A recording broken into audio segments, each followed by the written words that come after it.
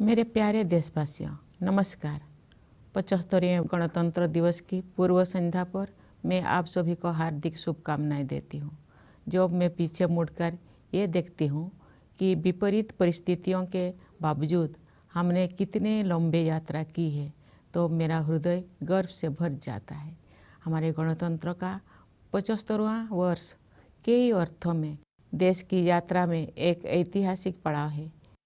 ये उत्सव मनाने का विशेष अवसर है, जैसे हमने स्वाधीनता के 75 वर्ष पूरी होने पर आज़ादी का अमृत महोत्सव के दौरान अपने देश की अतुलनीय महानता और विविधतापूर्ण संस्कृति का उत्सव मनाया था।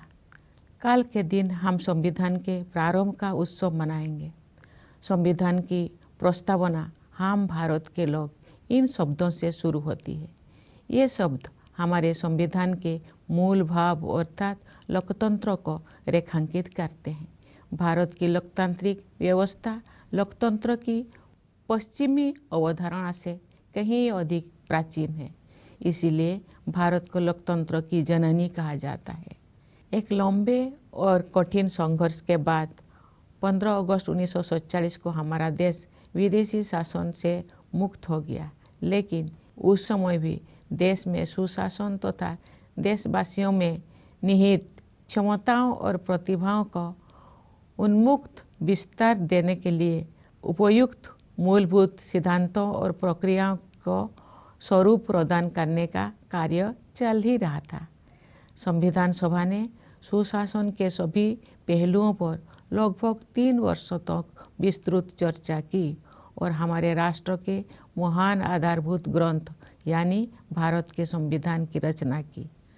आज के दिन हम सब देशवासी उन दूरदर्शी जननायकों और अधिकारियों का कृतज्ञतापूर्वक स्मरण करते हैं, जिन्होंने हमारा भव्य और प्रेरक संविधान के निर्माण में अमूल्य योगदान दिया था।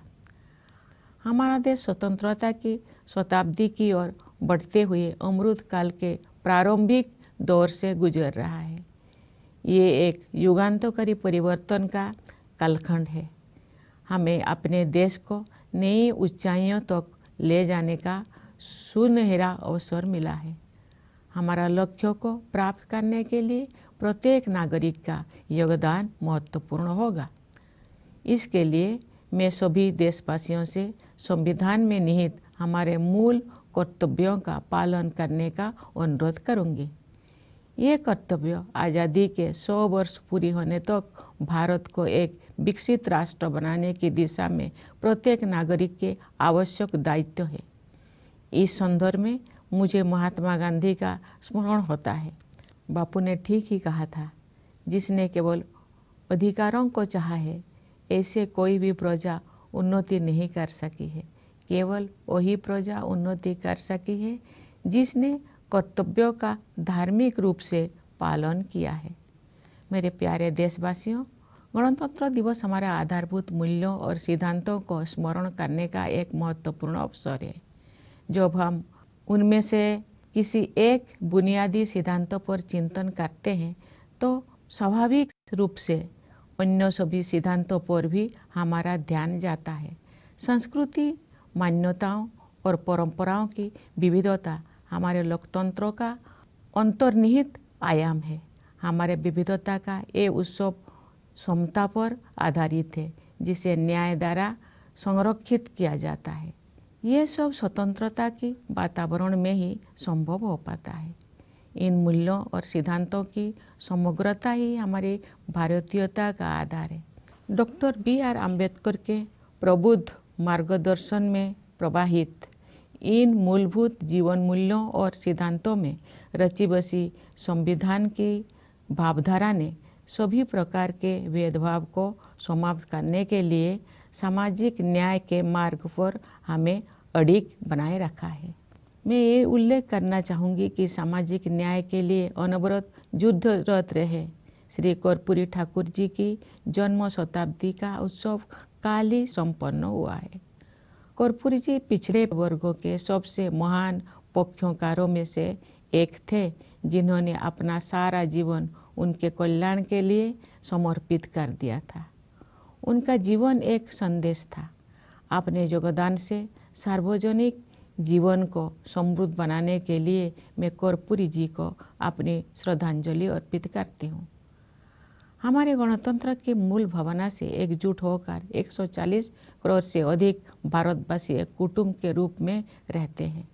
दुनिया के सबसे बड़े इस कुटुंब के लिए सह अस्तित्व की भावना भूगोल द्वारा थोपा गया बोझ नहीं है, बल्कि सामूहिक उल्लास का सहज स्रोत है, जो हमारे गणतंत्र दिवस के उत्सव में अभिव्यक्त होता है।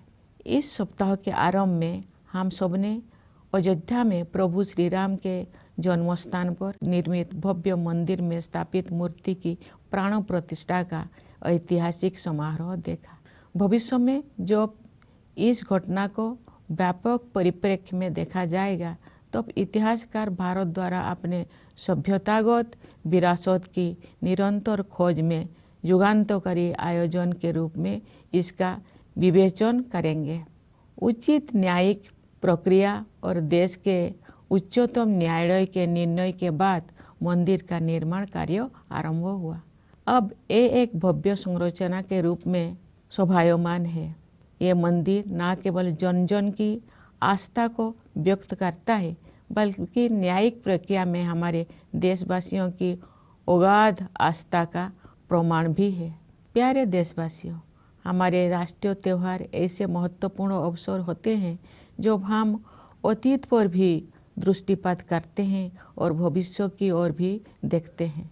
पिछले गणतंत्र दिवस के बाद के एक वर्ष पर नज़र डालें तो हमें बहुत प्रसन्नता होती है। भारत की अध्यक्षता में दिल्ली में G20 शिखर सम्मेलन का सफल आयोजन एक अभूतपूर्व उपलब्धि थी। G20 से जुड़े आयोजनों में जन सामान्यों की भागीदारी विशेष रूप से उल्लेखनीय है। इन आयोजनों में विचारों और सुझावों का प्रभाव ऊपर से नीचे की ओर नहीं, बल्कि नीचे से ऊपर की ओर था। उस भव्य आयोजन से ये सीख भी मिली है कि सामान्य नागरिकों को भी ऐसे गहन तथा अंतर्राष्ट्रीय महत्व के मुद्दे में भागीदार बनाया जा सकता है, जिसका प्रभाव अंततः उनके अपने भविष्य पर पड़ता है। G20 शिखर सम्मेलन के माध्यम से ग्लोबल साउथ की आवाज़ के रूप में भारत के अभ्युदय को भी बढ़ावा मिला, जिससे अंतर्राष्ट्रीय संवाद की प्रक्रिया में एक आवश्यक तत्व का समावेश हुआ।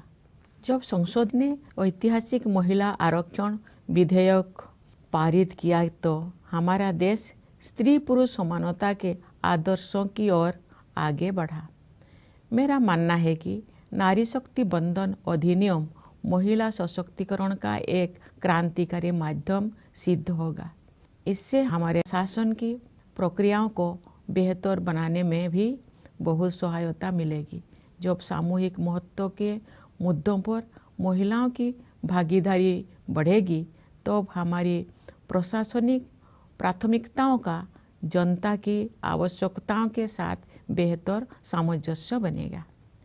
इसी अवधि में भारत चंद्रमा के दक्षिणी ध्रुव के क्षेत्र पर उतरने वाला पहले देश बना। चंद्रयान 3 के बाद इसरो ने एक सौर मिशन भी शुरू किया। हाल ही में आदित्य L1 के सफलतापूर्वक हेलो ऑर्बिट में स्थापित किया गया है। भारत ने अपने पहले एक्सरे पोलरीमीटर सैटेलाइट, जिसे एक्सपोसेट कहा जाता है, के प्रक्षेपण के साथ नए साल की शुरुआत की है। ये सैटेलाइट अंतरिक्ष ब्लैक होल जैसे रहस्यों का अध्ययन करेगा।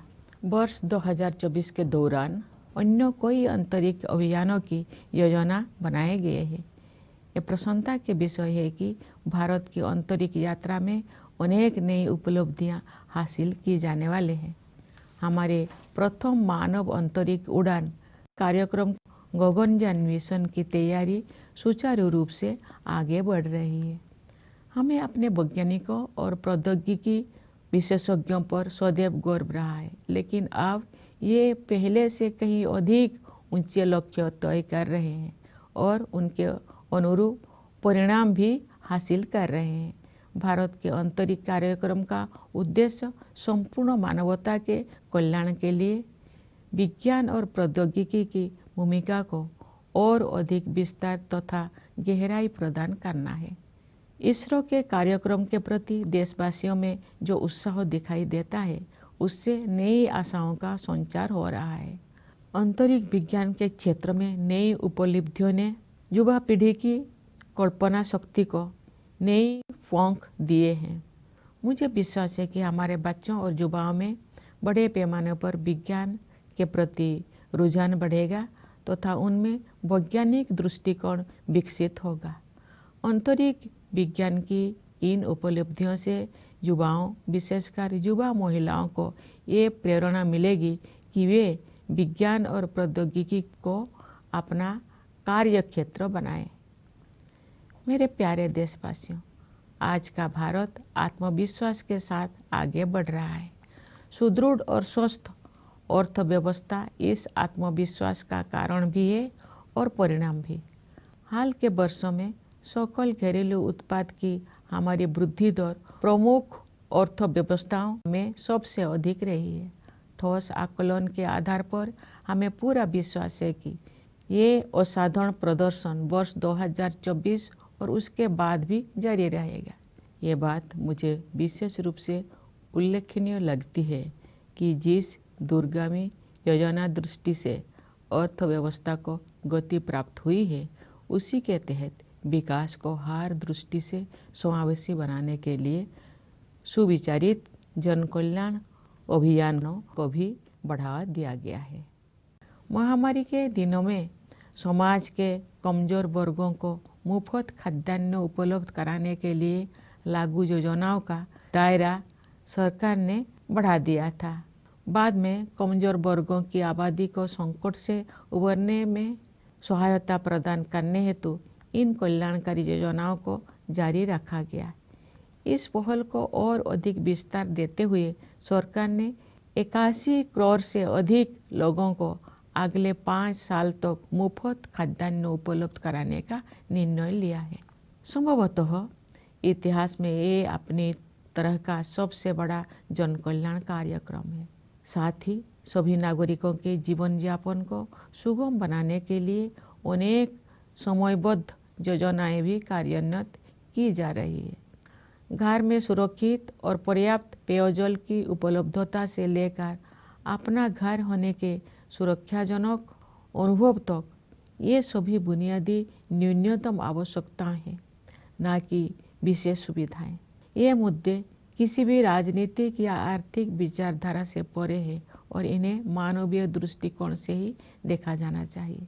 सरकार ने केवल जन कल्याण योजनाओं का विस्तार और संवर्धन ही नहीं किया है, अपितु जन कल्याण की अवधारणा को भी नया अर्थ प्रदान किया है। हम सभी उस दिन गर्व का अनुभव करेंगे जब भारत ऐसे कुछ देशों में शामिल हो जाएगा जहां शायद ही कोई बेघर हो। समावेशी कल्याण की इसी सोच के साथ राष्ट्रीय शिक्षा नीति में डिजिटल विभाजन को पाटने और वंचित वर्गों के विद्यार्थियों के हित में समानता पर आधारित शिक्षा व्यवस्था के निर्माण को समुचित प्राथमिकता दी जा रही है।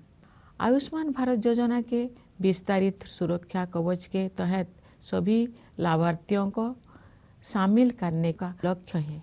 इस संरक्षण से गरीब और कमजोर वर्गों के लोगों में एक बहुत बड़ा विश्वास जगा है।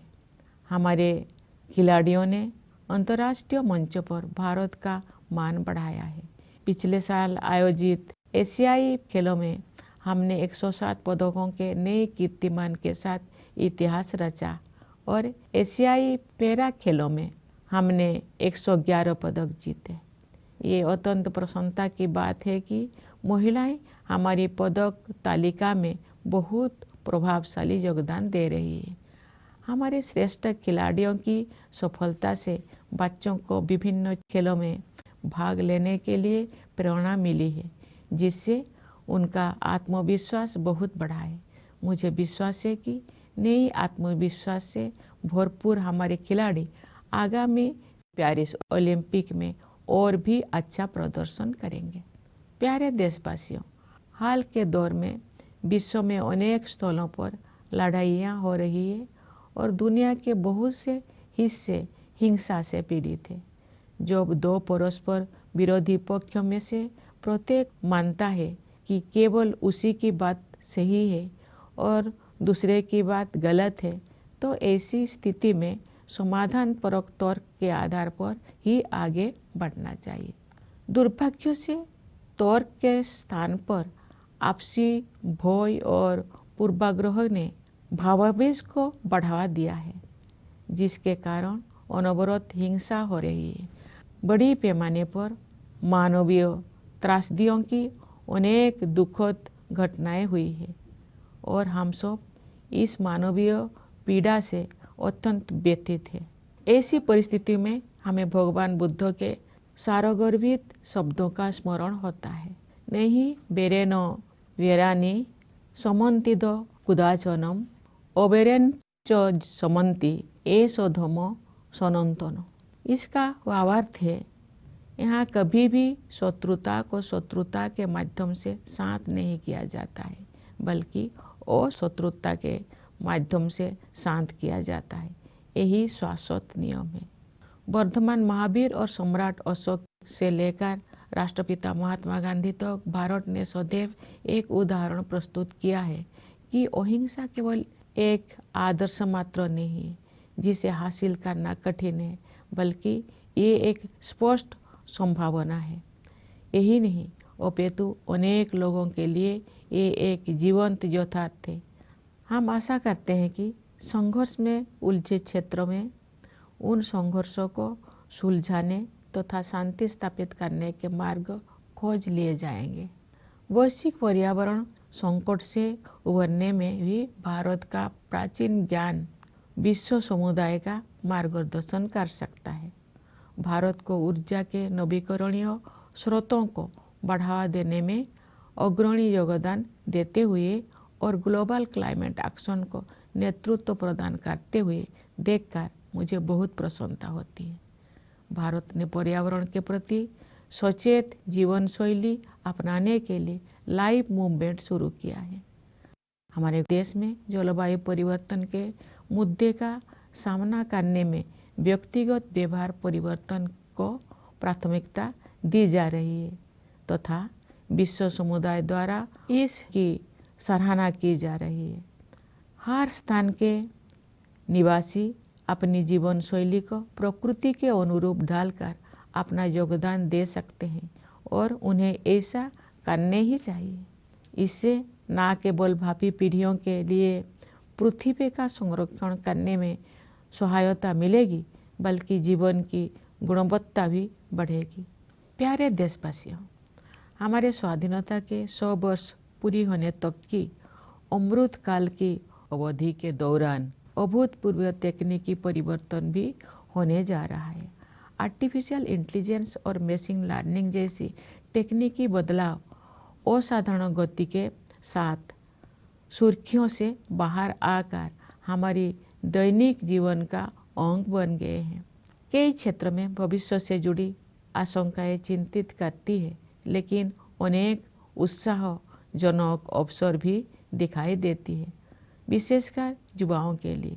हमारे युवा वर्तमान की सीमाओं से परे जाकर नई संभावनाएं तलाश रहे हैं।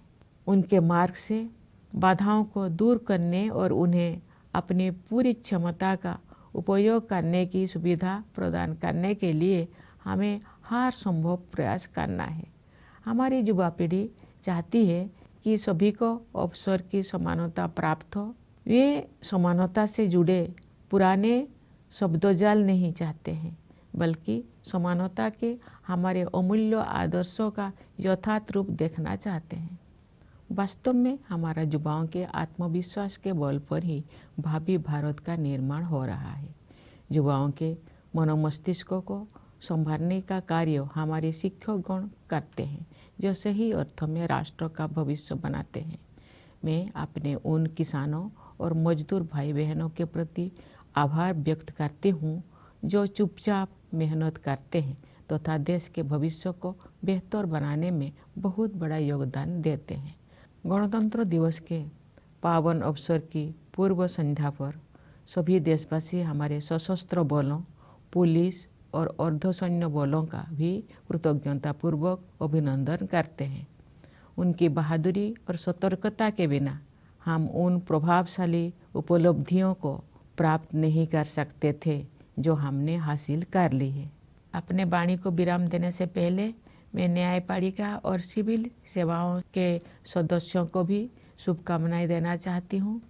विदेशों में नियुक्त भारतीय मिशनों के अधिकारियों और प्रवासी भारतीय समुदाय के लोगों को मैं गणतंत्र दिवस की बधाई देती हूँ। आइए हम सब यथाशक्ति राष्ट्र और देशवासियों की सेवा में स्वयं को समर्पित करने का संकल्प करें।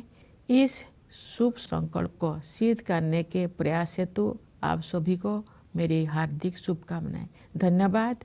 जय हिंद, जय Bharat.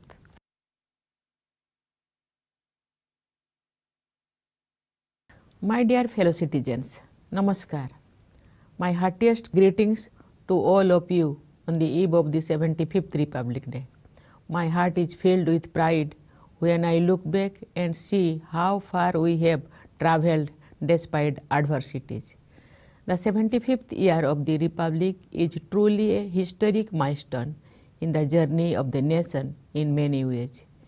This is an especially festive occasion, just as we celebrated the unique greatness and diverse culture of our nation during the Azadi Ka Amrit Mahotsav, when we completed 75 years of independence.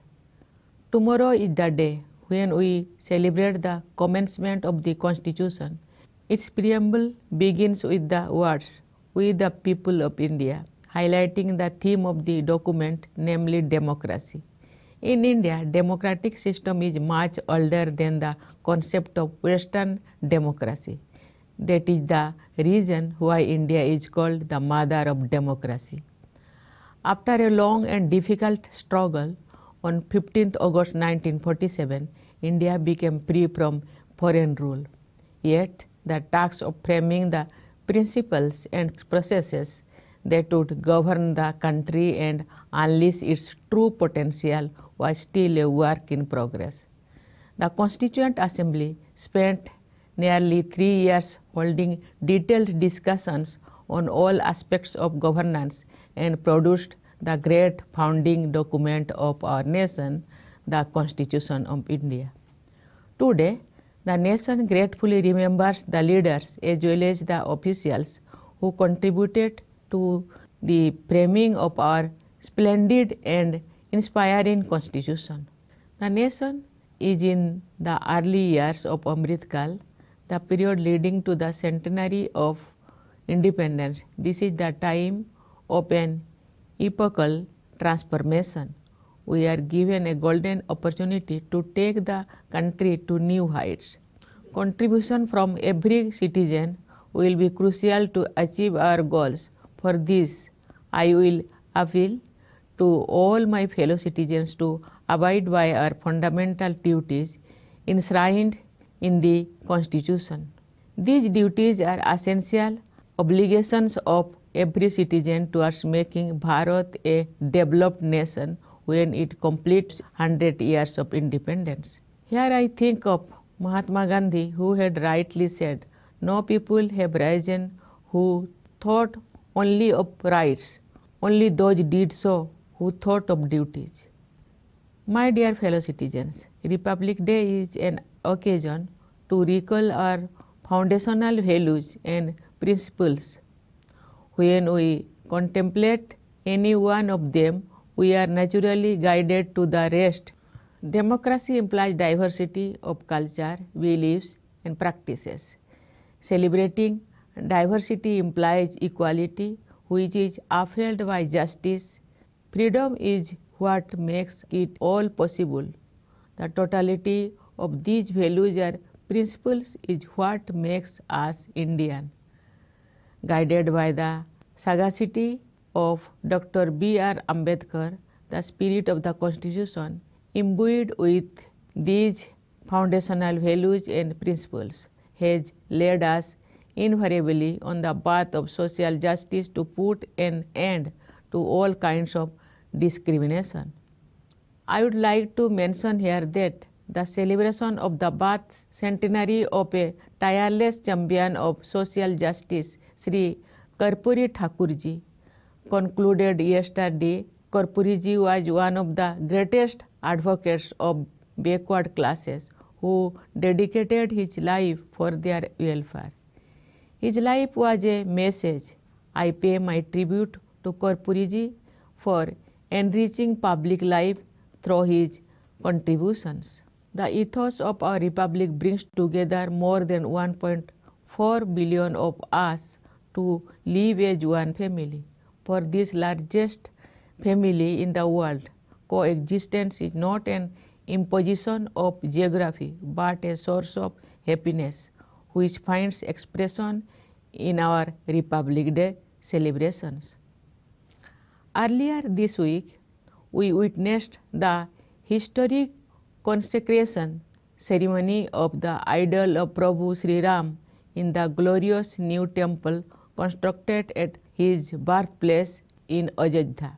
When this event will be seen in the wider perspective, the future historians will consider it a landmark in India's continued rediscovery of its civilizational heritage. The construction of the temple commenced after the due judicial process and the decision of the highest court of the land. Now it stands as a grand edifice, giving a befitting expression not only of people's faith but also as a testament to people's enormous trust in judicial process. My dear fellow citizens, our national festivals are momentous occasions when we together look back and look ahead. If we look at the year since the last Republic Day, there is much to be pleased about. The successful organizing of the Group of 20 Summit in the capital under India's presidency was an unprecedented achievement. What was all the more noteworthy was the way the people were involved in the G20 events. The ideas and inputs traveled not downwards from the top but upwards from the bottom. The magnificent event provided lessons for all in making citizens participants in strategic and diplomatic matters that are in the final analysis going to shape their own future. The G20 summit also boosted India's emergence as the voice of the global south, adding a necessary element to the international discourse. We also progressed further towards the ideal of gender equality when the Parliament passed the historic Women's Reservation Bill. I believe the Nari Shakti Bandhan Adhiniyam will prove to be a revolutionary tool of women's empowerment. It will also go a long way in improving the processes of our governance. When more women will be involved in the matters of collective importance, our administrative priorities will be more in tune with the needs of the masses. It was also the year when India went to the moon, becoming the first to land on the lunar South Pole region. After Chandrayaan-3, the Indian Space Research Organization rolled out a solar mission as well. Recently, Aditya L1 was successfully put into the halo orbit. We began the new year with the launch of our first X-ray polarimeter satellite called XPOSat, which will study space mysteries like black holes. Many more space missions are planned in the current calendar year. I am happy to add that India's space journey is slated to cross new milestones. Preparations for the Gaganyaan mission, our first human space flight program, are proceeding smoothly. We have always been proud of our scientists and technology experts, but now they are aiming far higher than before and delivering too. India's space program is aimed at expanding and deepening the role of science and technology for the benefit of the entire humanity. The amount of enthusiasm we see in the country for the ISRO's initiatives is heartening. New achievements in this area have fired the imagination of the young generation.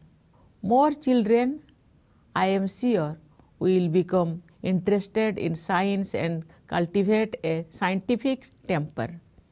It will also inspire more youngsters, especially young women, to pursue careers in science and technology.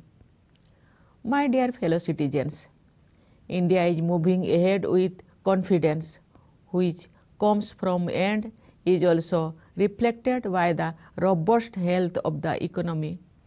Our GDP growth rate has remained the highest among major economies in recent years, and we have all reasons to believe that this extraordinary performance will continue in the year 2024 and beyond.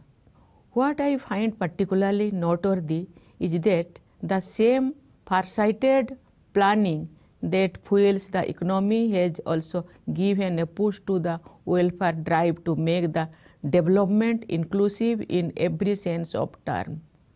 The government had increased the scope of schemes to provide free food to the weaker sections of society during the pandemic days.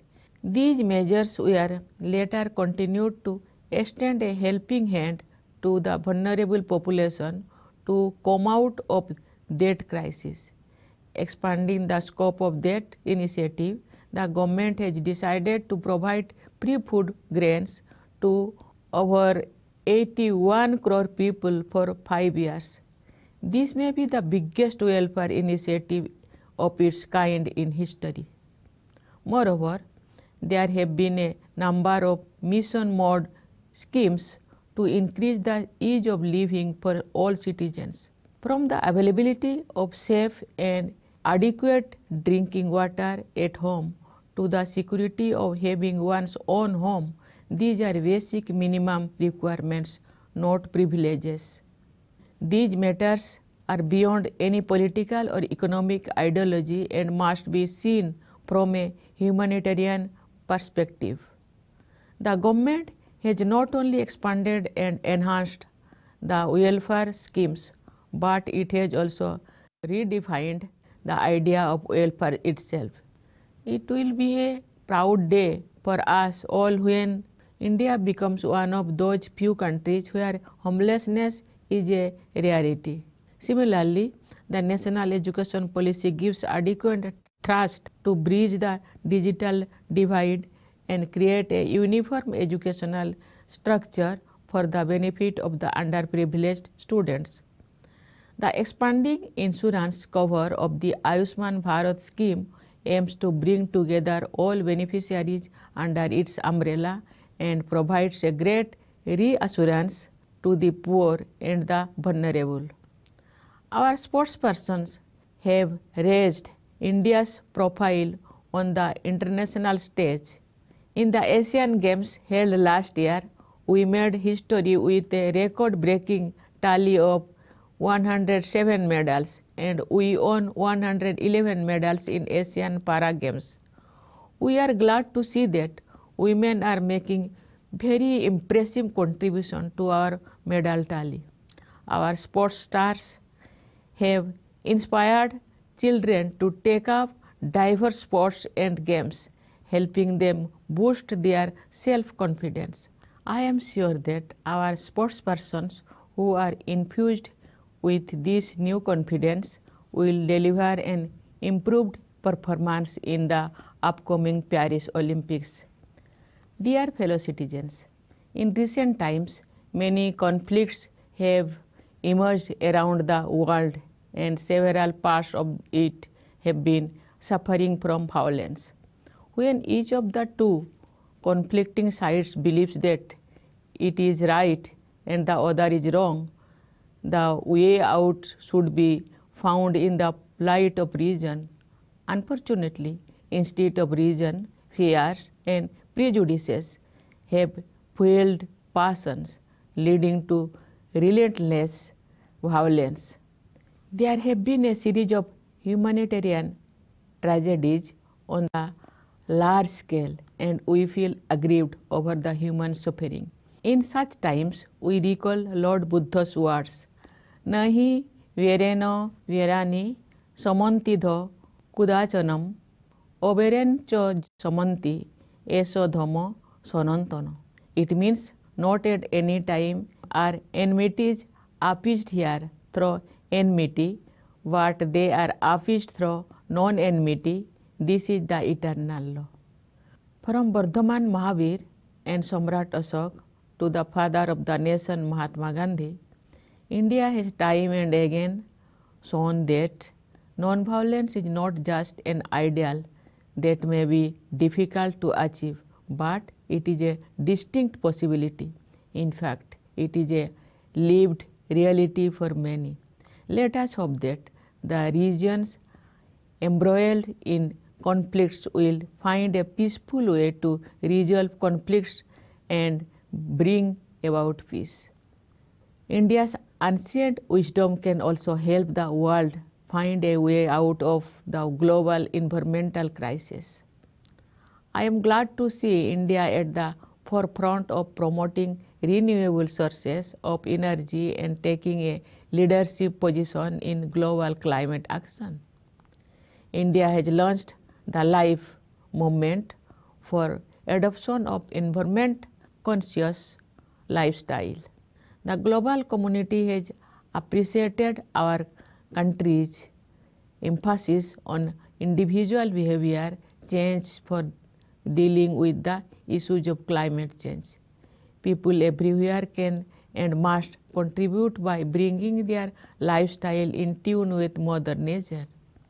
That will not only help save the planet for the generations to come, but will also enhance the quality of life. Dear fellow citizens, the period of Amritkal is also going to be the period of unprecedented technological changes. Technological advances like artificial intelligence and machine learning have moved from headlines into our daily lives at a breathtaking speed. There are numerous areas of concern in the foreseeable future, but there are also exciting opportunities ahead, especially for the youth. They are exploring new frontiers.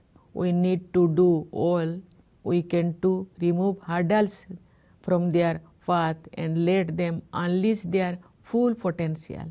What they want is equality of opportunity. What they want is not the same old rhetoric of equality, but the realization of our cherished ideal of equality. It is after all their confidence that is building the India of tomorrow.